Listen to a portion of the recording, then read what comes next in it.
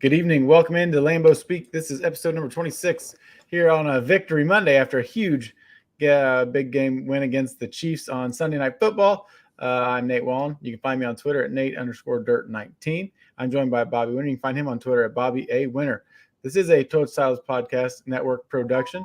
And you can find us you can find all your podcasts. So let's get into it, man. I mean, I'm still pretty just pumped up after last night. A fun team win. It's been a nice little ride lately. Yeah, I said it a couple of weeks ago. I felt like they were going to go on a run, and this was honestly the only game I was concerned about for the rest of the season after how they've been playing, and they beat the Chiefs. I mean, if you look at some of the victories that they've had over the last couple of weeks, winning 4 of their last 5, they beat 3 of some of the best offenses in the league. I mean, they beat the Lions, who are a top 5, top 6 offense. They beat the Chiefs, who have the current reigning MVP, and they're also the current Super Bowl champions. And they beat the Chargers. And whatever you want to say about the Chargers offense is not the problem. Herbert's really good, and there's games that the Chargers score 40-something points. Yeah. No, it's been a fun stretch. I mean, and I think that's one good thing about a team like, that with our, I guess I'm going to say low expectations, but just, like the roller coaster of emotions we're going to be on, they don't get caught looking ahead, things like that. I think they're just ready. They've come ready to play. They come out firing, and, there's no better place to be in a football game than in front the whole time. Our defensive line played great. What do you have? They sacked him home 3 times. Yeah. All 3 in the red zone. Yeah. So incredible. It's been a fun little stretch. So I guess before we get too far into it, I do need to talk. You can find the show on Twitter at Toad Titles. You can find all our content, articles, mock drafts, everything we do at toadstyles.com. If you are watching this on YouTube, we would really appreciate if you hit the like and subscribe button. We're getting so close to 2,000 subscribers, so that would be just awesome. And if you want to throw us an Apple Podcast iTunes review, that would be great too. 5 stars would be awesome. And last but not least, if you do want to interact with the team, whether it's myself, Bobby, anybody else, fantasy football, college football, gambling, anything, we have a free Gilded chat that you can join. Hit us up, or you can email the show at toadstitles@gmail.com, and we will get you into the Gilded chat. It's pretty awesome. Like I said, there's always football content in there all the time, every day, start, sit, anything you want. It's all there. So check that out.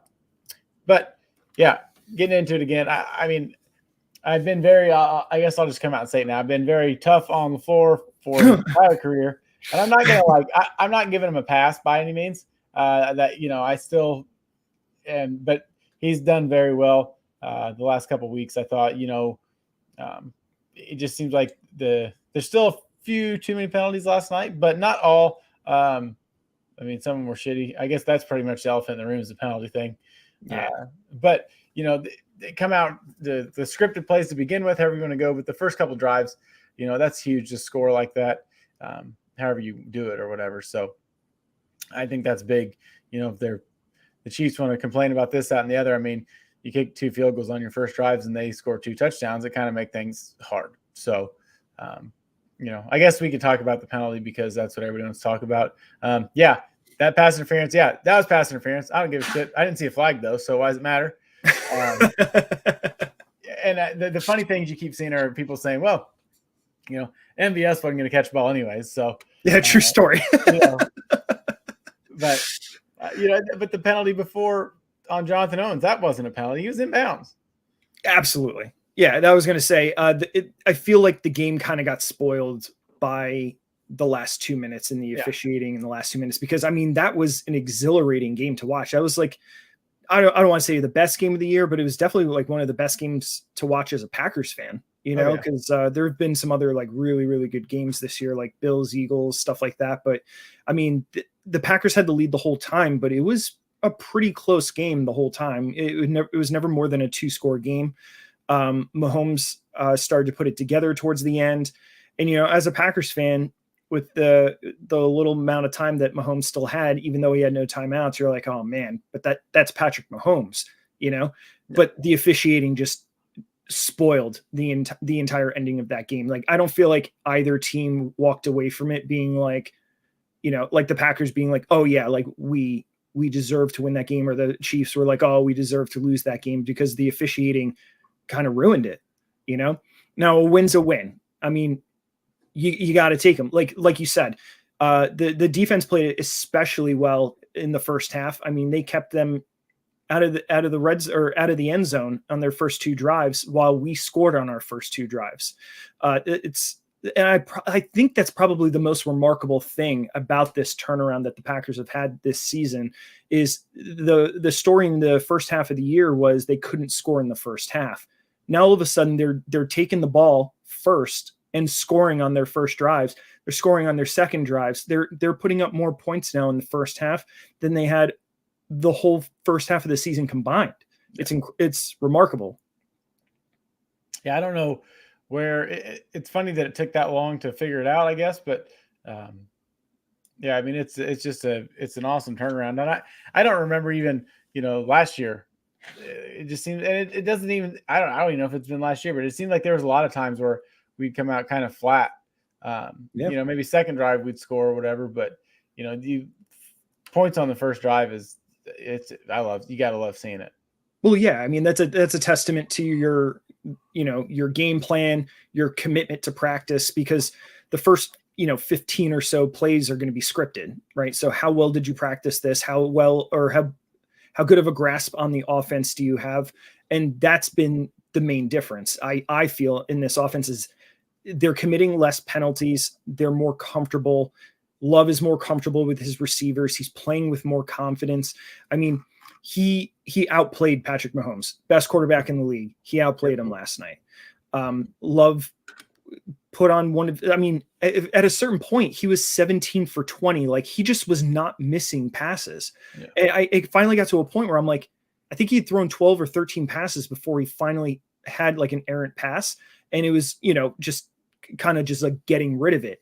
And I was like, yo, he's been on point. Like, and that was one of the things we were talking about in the first half of the year was his accuracy. It's like he has these like wow plays, but then he was like kind of inconsistent. He was so consistent yesterday, and really over the last couple of weeks.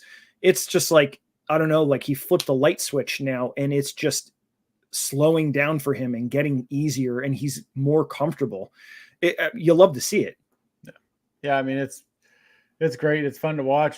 The one touchdown to Watson, that on the 4th and 2, that throw to Dobbs, he just kind of sat right down and caught it. And then the touchdown to Watson, that kind of almost dropped your jaw. It was like, holy shit. Like, that was You're talking about the one where he high pointed it? Yeah. Yeah, that was incredible. And it's such a shame too, because like I feel like Watson's ascension recently has been kind of tied to how well Love has been playing. Because there was a couple of weeks back, there was a statistic of like what his passer rating was when targeted by Aaron Rodgers versus what it was when targeted by Jordan Love. Well, now that Love's playing better, Watson is also playing better. It's almost like, the two are directly related, No. But, no. No, you don't think so? No.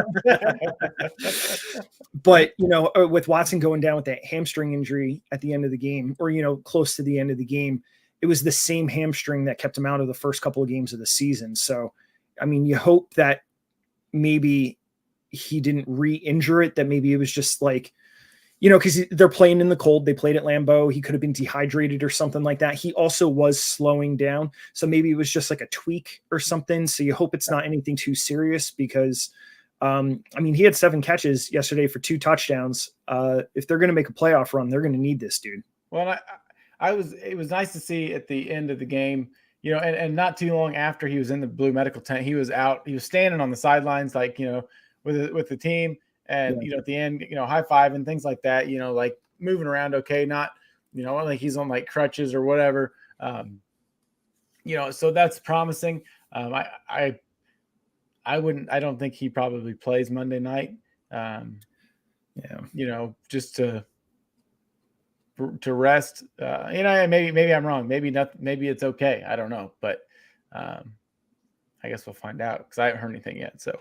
Yeah, he was supposed to go under testing today. I've been looking on Twitter. I haven't seen anything yet, but we'll probably have answers tomorrow. But yeah, I probably wouldn't count on him playing for Monday just because this has been, a reoccurring injury for him. And I don't think it's ever resolved itself in a week. But, No. And that leads me to the next thing is the remaining schedule is pretty favorable. I don't know if you remember, but a couple of weeks ago, we were talking about the doom and gloom and, the Packers might not win again. I don't think the Packers will lose again. Yeah, the way that they've been playing. Seriously. Like if you look at the Packers remaining schedule, they don't play another team with a winning record. The only team that's close is the Vikings, and who's playing quarterback for them? Because Dobbs looked good when he first got there, but the last game they played, the head coach was saying they were going to consider everything, including making a quarterback change. So, I mean, I feel a lot better about that Minnesota game than I did a month ago. Oh yeah, for sure. I mean, I don't think that, like I said, running the table is out of the question. Right. Oh my God, could you imagine? It'd be wild. His first year, he runs the table with all the comparisons to Aaron Rodgers and everything, and he just runs the table in his first season. It'd be insane. Yeah. So I can see it happening. I don't know. There's not, like I said, like I was kind of saying earlier, you don't want to look ahead.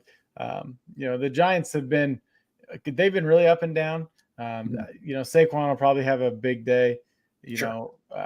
I mean, every running back does against our defense. Yeah, it's just normal. So, granted, just kind of depends on if Danny DeVito can. Yeah, I know it's not his name, but that's what I call him. I don't care if he can, sling it around to Isaiah Hodgins and Jalen Hyatt. Wan'Dale Robinson, I guess that's the guys. Sterling Shepard, maybe. Yeah. So, I'm not too concerned. And the offensive line I thought played pretty good last night too. To an extent. The one thing I don't know on some third downs, having Patrick Taylor in there to pass block, not probably the best idea.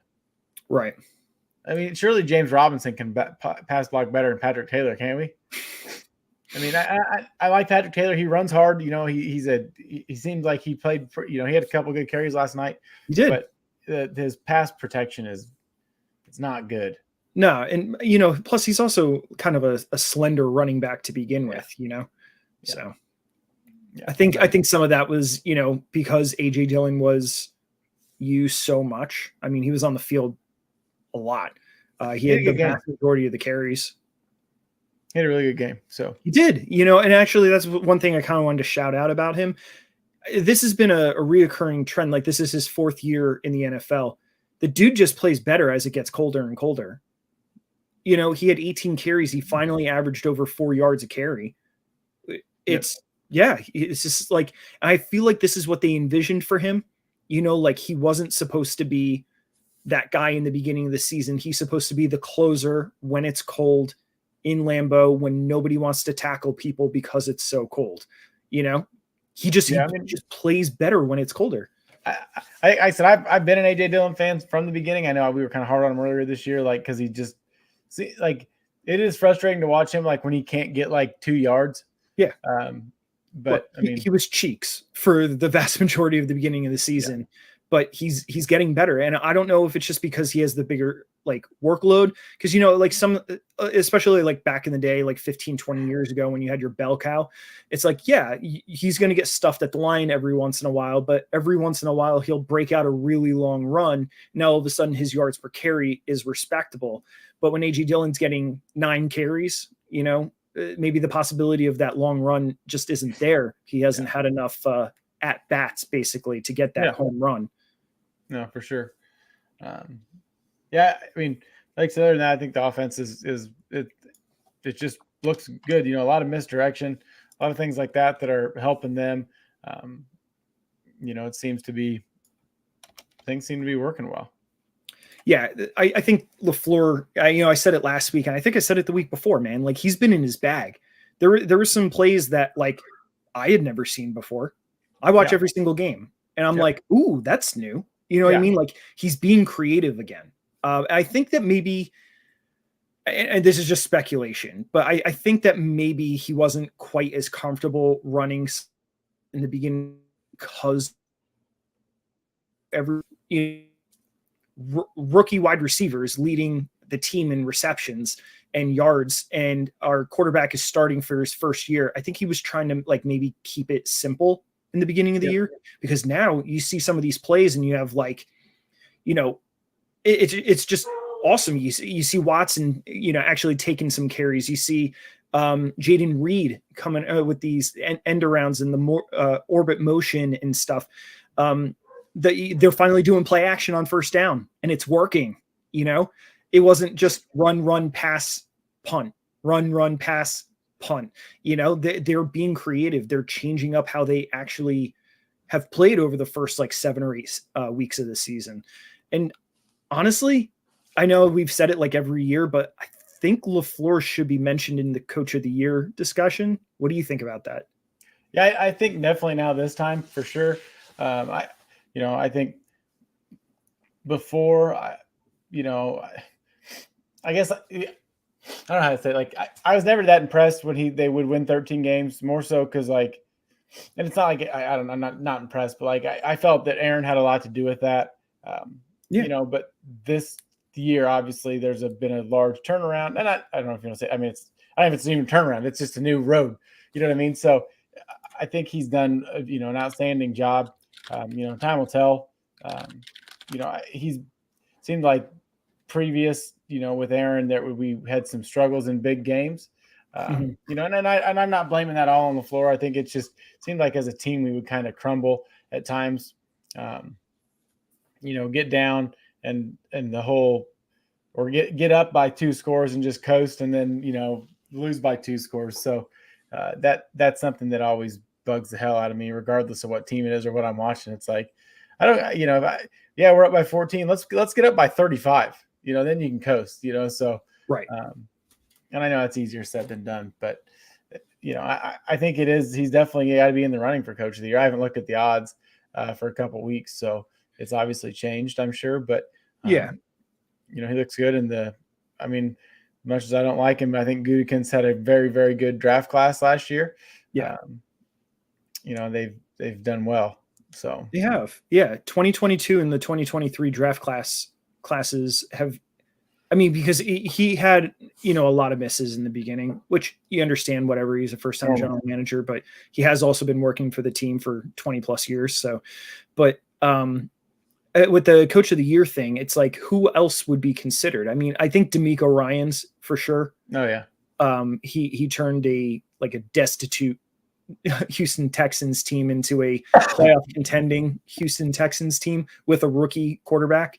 But I think the Packers have it the same way. It was the one knock against LaFleur all those years that he should have won it, going 13-3 3 years in a row, or winning 13 games, I should say, 3 years in a row, was, oh, well, that's easy. He has Rodgers. Yeah. Well, if they run the table, they're going to win 11 games with a first-time starter, with the youngest team in football, and by far the youngest offense in football. Oh, yeah. Without Aaron Rodgers. Yeah, exactly. All the veterans are gone. Yeah. AJ Dillon's a veteran. He's like 25. That's what I'm saying. Aaron Jones is the most veteran one. He hasn't played. Hey, he's been Joe. Most of the year. Hey, Joe. We'll see you Monday. All right. I wish Joe, I could go out there and we go to the game Monday night, but it's kind of hard to do. Yeah. It's at Giants, right? Yeah, it's at Meadowlands or whatever the hell they call it, MetLife. All right. Yeah. Maybe I should see how much the tickets are. You probably better go when you're out there. Yeah. MetLife is an hour and 20 minutes for me. It's not even really in New York. No, it's not in New York. It's basically, so there's the bridge that takes you to New York, or if you take the tunnel, it's literally right there. Yeah. So, if you hop on the train and within 9 minutes, you're in New York City. So actually doubleheader Monday night. I keep forgetting that there's 2 games Monday night. Oh, right. Yeah. He said we're going to get DeVito'd on Monday night. Yeah. Danny DeVito has been a stud. He's looked good, but now he's going to go up against a Packers defense that has. We all know that Saquon's going to have a big game. So Joe, you don't need to worry about Danny DeVito. 100%. Just don't stop running the ball. Yeah, they're going to be tempted. You guys want to win. Stop running the ball. Saquon 40 carries. You'll win. 100%. Oh yeah. Real quick, I could talk about our Patreon, patreon.com/wildest titles. We just gave away a Yeti cooler last week. There you go. Joe said you can stay at his house, 30 minutes from MetLife. Perfect. You're probably not very far from it though either, are you, Bobby? No, now we're hour 15. See, you guys all live close. I'm like, I don't know, 18 hours away. No big deal. I went to high school with Coach. Yeah, that's I remember that. Yeah. But yeah, our patreon.com/titles. There's like 6 different tiers right now. It's great. We appreciate what you guys do that are members of it now. But the waiver wire episode has been fun. It's coming to an end because fantasy playoffs are right among us. Some are getting in pretty quick here. But there's some stuff we're giving away. I think they're giving away another Yeti like tumbler cup now tomorrow night, Tuesday night on the main show. So check that out. If you got questions, you can hit us up. We can get you directed in the right way and let you kind of know what goes on with the Patreon. So appreciate you guys. I do want to talk about something too. I guess we'll get through the rest of the game before I bring it up actually. But one other thing I noticed about that Jonathan Owens hit on Mahomes that we talked about, he kind of like stumbled around and no big deal. Did you notice that? I don't know if you've watched it enough. Wait, who stumbled around? Mahomes. Oh, yeah. I thought he got up, but I think he was selling it. Oh. What's up, Nino? How you doing, pal? Hey, Nino, the pack crew. I don't know. I guess maybe he was selling it, but it looked like he kind of wobbled and was a little unsure. And I feel like, most times that happens. Somebody goes into a blue tent, but they're not. No, you're right. That, so. Well, okay, so I see what you're saying. But did you watch the quarterback show on Netflix? Yeah. Did you notice how dramatic he is when he's on the field? I can't really stand the guy anymore. So I don't know. I kind of forgot now that about that show. I forgot that I was watching it. It was a really good show. It was. I think it was produced well. It kind of made you like them more. At least I did. You know what I mean? But the one takeaway I had about Mahomes was like, man, he is very dramatic on the field. So I wouldn't be surprised if he was selling it because he knew that he was in bounds. You know what I mean? He wanted to get because really they got the penalty for the late hit, but if he could like sell it a little bit and maybe get like an unnecessary roughness or something like that, like I don't know, that's how I look. That seems like rough water to be treading. Like like if you're stumbling around looking woozy, like they're gonna say like that guy needs to go in the tent. Then you're out for a couple plays. Like I get it, I understand what you're saying, but unless you're Patrick Mahomes and the rules are different for you, I guess. Dante Wicks he's been awesome. Just a blast to watch. I mean, I didn't know that's what we were getting in that guy. I hadn't watched nearly. I mean, I don't even remember looking at anything pre-draft. I think very underrated. I think he's been a nice little bright spot for Jordan Love. Yeah, the cool thing I've liked about Wicks so far is his route running. He's very smooth and he creates a ton of separation. He's actually in like. The last time I checked, he was in the top 10 of all wide receivers in the league of creating separation, which is amazing because he's nowhere near as fast as some of the other guys there. It's just, he's running routes extremely well and he understands the defense. Like there was even a play in this game where he stopped his route early, turned around, and Love saw that in the defense and knew he understood what was happening and tossed him the ball. And it was like, he stopped so abruptly. Like you could tell he was like, oh, this is the weak spot in this zone. And then just turned around and kept running. I was like, yo, that dude's a rookie. Like he's pretty smart, man. Yeah. Like I'm feeling a lot more optimistic about this young wide receiver core with, Dobbs obviously doing his thing every week. Jaden Reed looking like a dog every single week, and Wicks has been great. Yeah. And, Love putting it all together, even Tucker Kraft, which I admit I was higher on Tucker Kraft coming into the season. I thought he would have been tight end one, obviously until training camp happened and we saw how insanely athletic Musgrave is. Thank you. But yeah, it's cool to see what Kraft can do now that he's tight end one while Musgrave is recovering from his lacerated kidney. What a badass. Yeah, it's wild. I mean, both those guys have been great. That whole the whole receiving core has been awesome. Especially as young as they are, and I think the ability to retain those guys should be fairly easy. And even Malik Heath, I think he's done some really good things too. So sure, it's okay, Joe. Musgrave's been off the field for a couple weeks. It's okay that because he named off all of them and he said he forgot Musgrave. But yeah, it's fun having all of them. You know what I mean? It's Sure. they all have their own, like I said, little special things they do. But there's, it's wild to have it. You didn't think coming into the year that you would have, 5 guys you can count on. Right. I mean, I'm not saying you couldn't count on guys before, but you know what I'm saying. So imagine them now in 21 personnel. Yeah, exactly. It's gonna be awesome. Yeah. Having both of them leak out, that'd be sick. Yeah. So a couple of other things I wanted to touch on before we talk about the next game. You're good. The defense is built to play with a lead. Like if you look at how it's constructed, they are built to play with a lead. So them turning the script and starting to score more in the first half, it's making the defense play better. We've known this about this defense, especially the defensive line. They're a penetration style defensive line. They're not built to stop the run. They haven't been for years. They need the opposing team to be dropping back and passing because that's where they excel. Another thing, Rashawn Gary, stud. Pass rush has been amazing. I know you touched on it earlier, but even Preston Smith, he's still producing. Yeah. Like, I can't believe he's the one player out of all those guys that we signed back in 2019 that's still on the team, and he's still playing well. Now, is he a top 10 or top 15 edge rusher? No, but he's getting sacks. He's being productive. He had a couple hits or a couple pressures last night. I looked, and I can't remember now. He had half a sack with I think Gary. So I hate half sacks. I wish they would just give them both a sack. Yeah, because a sack's a sack. Like, you got to tackle, it's a tackle. It's exactly. A sack. I think Quay Walker played well last night. He had 13, 14 tackles or something like that. Yeah. There was a couple things. It seemed like the tackling sometimes is weird. Like, there'll be times where they tackle really, really well, and then there's 3 or 4 series you're like, we just forgot what we were doing. Pacheco runs hard, and I don't get. He runs really hard. I think a lot of those bad tackles were on Pacheco, to be honest. He went to Rutgers. I remember. Yeah. Around out of Rutgers.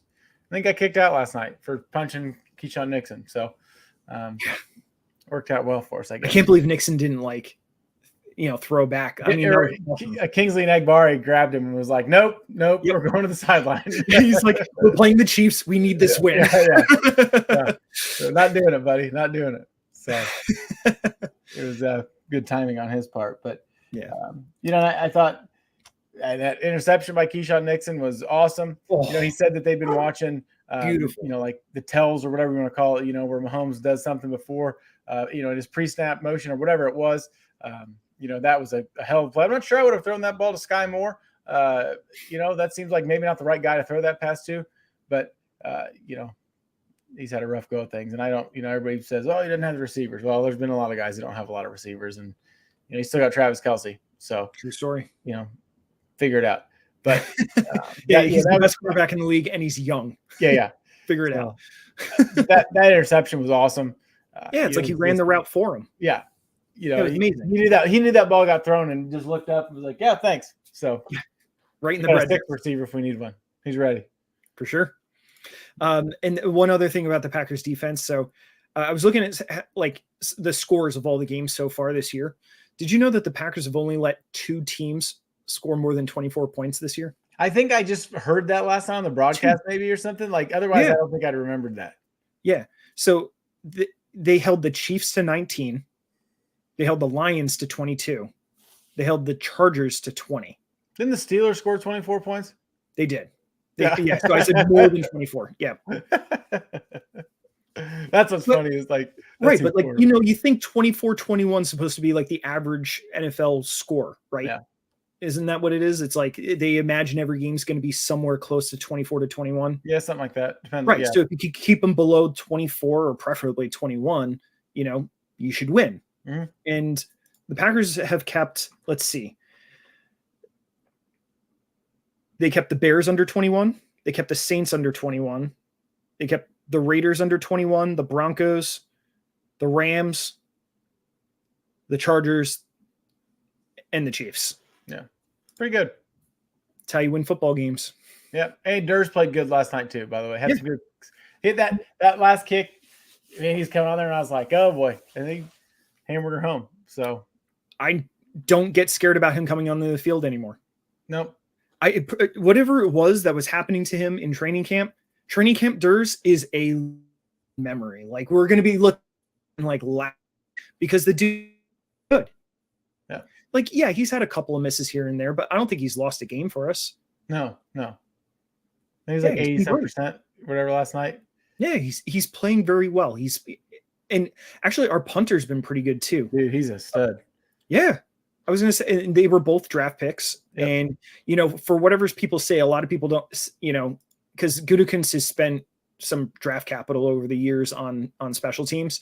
And, you know, a lot of people are like, oh, you can get them undrafted. Like Justin Tucker was undrafted. He's like arguably one of the greatest kickers in the NFL ever. So it's yeah, okay. But if you see a guy that you think's really good and you have whatever 13 picks, because we all know that because we all know that the UDFAs you sign turn into Justin Tucker and other, you know, and Austin Eckler. That's just normal. That's how it works. Yeah, of course. Never mind the thousands of undrafted free agents that are released at the end of August every single year. But Justin Tucker was one. So, you know, everybody you can get all of your kickers undrafted. Yeah. No, so I mean, yeah, that's it. You love to see it. He's been playing well. I have confidence in him. I'm not nervous when he comes up. So, I mean, what more could you ask for from a kicker? Yeah. Right. All right. And one other thing I wanted to touch on, obviously, instead of, you know, just real quickly, AJ Dillon's Sunday Night Football intro. That was hilarious. That was great. That was good. So now that the Packers are the 7th seed, what I think I'm going to start doing is every week, I'm going to go on my second favorite website, playoffpredictors.com. Yep. And I'm going to predict how the Packers are going to play out for the rest of the year, what seed they'll be, and what their highest potential seed could be, and then who will they be playing in the playoffs. So each week, as we get a new set of games that are scored, we can see how it adjusts the playoffs, and then we can sort of see like, hey, okay, if we win, you know, like if we win out, what seed will we be? And according to how we think it's going to play out, who would we play up against first in the playoffs? So that'll be cool. I'll have it done and ready so I can touch on it every week. So it's fun. I love playoffpredictors.com. Cool. Yeah, that website's amazing. Moving on to the New York Giants next Monday, Monday Night Football out there in New Jersey. Should be fun. You know, I don't know what Giants team we're going to get, to be honest. Right. You know, that's been kind of wild that it seems like sometimes it's just, I don't know if maybe it's with DeVito with your uncertainty at QB. I thought they opened if Joe's still watching, did they open the 21-day window for Tyrod Taylor? I thought I saw that. I don't know. I don't know if they'd start him over DeVito at this point. Like, I don't know if they're, you know, and they're saying Daniel Jones is the guy, but DeVito has better numbers than Daniel Jones. So, yeah, I don't know what their plan is going forward, but, you know, I think if we can control the ball, obviously you say that every week, but, you know, control the ball. I like Mike Martindale as the defensive coordinator, so you know, they should play well as a unit. But, you know, if we just stick to our game plan like they have been, especially if we can get up early, I think they will be in a lot of trouble if we can get up early. Right. You know, clearly our defense is, you know, well suited to have a good day against this team. Yeah. You know, I could see some turnovers, a couple sacks maybe. So, you know. Yeah. I mean, if you look at how the Giants have played, I mean, in a lot of games, they haven't gotten to 10 points, you know? So like you don't know which team's going to show up because they scored 31 against the Commanders, but I don't know what's going on with the Commanders. Well, the Commanders defense is trash, but they're bad. I don't even call him Riverboat Ron anymore because that's a cool name and he's not cool. So I just call him Ronald now. I think Ronald needs fired. He is. I don't know what's going on in Washington, but yeah, it's a mess. I think his time's up. Yeah, for sure. But yeah, I don't really got anything else for the Giants. I do have that thing I thought about earlier. One question. I saw somebody say it today. So what do you think they would get for Jair Alexander if they traded him? Because the corner has been playing well. Now, that being said, I do not want to do that. I love Jair Alexander, and I want him on the field. I don't care what somebody is offering. I don't think you trade him. He's too good. I agree. You know, I know these rookies have been playing really well, probably above their, like, I'm not going to say above their pay grade, but you know what I mean? Like, they've been playing probably a little out of their shoes, I guess you could say. You know, so I love having the guys. I love having the depth, but I want Jair out there. and I'd like to get Eric Stokes back at some point as well. But and Darnell Savage played good last night too, which is always good to see. But I mean, what do you think that's something that Gutekunst would explore, or do you think he's kind of like we are and no desire to even trade the guy? I don't think he would trade him, even if they got a really good offer, for a number of reasons. One, I feel like at the trade deadline, when they shipped off what's his name to the Bills, Rasul Douglas, that it was because he wanted Jair and Eric Stokes to be the outside corners. We had 3 outside corners and 2 outside corner spots. Yeah. So it was, okay, well, we're paying 2 of them, and one of them's a first round pick. So he's making first round pick money. And if he starts playing well when he returns back from injury, well, now we're paying 3 corners. So, and also at that point too, it seemed like they were in, hey, we're probably going to tank for the rest of the year. I don't think anybody had a crystal ball and saw that Jordan Love was going to start playing extremely well and the team was going to start gelling again. Because at that point we were like, hey, well, at least we have more draft capital for next year, But Jair's only 26. Oh yeah. I mean, like I said, I saw it on Twitter. Somebody said it and I was like, well, yeah, I think I would not want anything to do with getting rid of the guy, but yeah, I think it would take at least a first. Yeah. I mean, I think his best football is ahead of him still, in my opinion. So there's a lot of corners that play well into their low to mid 30s. I mean, Charles Woodson played till he was like 38. Yeah. I mean, some of these corners, even Darius Slay is still playing really good football. I think, how old's Darius Slay? He's got to be 33. Yeah, for sure. I mean, I saw that and it made me think about it. Like, he turns 33 in a couple of weeks. Yeah. Oh, and Elton Jenkins has also turned a corner and got back to his old self and has been a stud like we knew he was. Sure. So this seems like the whole team's kind of got back on the right side of things. So, hopefully it's a sign of things to come and keep coming. And they're still swapping the left tackle though. Yeah. I don't want to talk about it. I don't know why they're doing it. I don't know. Sean Ryan came in last night. I don't know. They didn't even say anything about John Runyon. Sean Ryan just started playing. Yeah. But then Runyon came back in. Yeah. What are we doing? I don't know. We don't have time to talk about that. That'd take forever. Anyways, we'll see what happens on Monday night, I guess. I don't know if they're like reprimanding them. Like, hey man, if you're playing bad, like there's somebody waiting for you to come in, and like they're swapping out the left tackle. And then when he starts playing bad, they're like, all right, get back in there. You learned your lesson.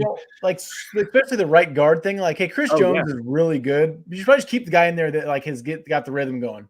Yeah. Like, well, Runyon also didn't have that good of a game. I mean, he had that really horrible set against Chris Jones. That was bad. But anyways, we'll be back next week after hopefully another stellar performance by Love and the boys. So thanks for all tuning in. Like I said, you can find the show on Twitter at Toilet Styles. Check out our website, toiletstyles.com, and hit us up, get in our Gilded chat for free. It's a ton of fun. And we'll see y'all next week. Thanks for tuning in. And of course, go Pack Go. Go Pack Go.